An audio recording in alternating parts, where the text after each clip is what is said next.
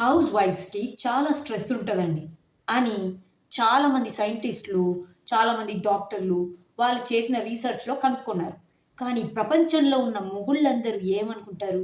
బాగా బలిసి, హాయిగా తినడానికి 3 పూట్ల తిండి, కట్టుకోవడానికి పట్టు చీరలు, చూడ్డానికి టీవీ సీరియల్స్ ఏ ప్రాబ్లమ్ లేకుండా ఫ్రీగా దొరికేసరికి బాగా ఎక్కువైపోయి స్ట్రెస్ ఒస్తుంది వీళ్ళకి స్ట్రెస్సు అని అనుకుంటారు. రాదా మరి మాకు స్ట్రెస్సు? ఎంత కష్టపడి వంట చేస్తాం.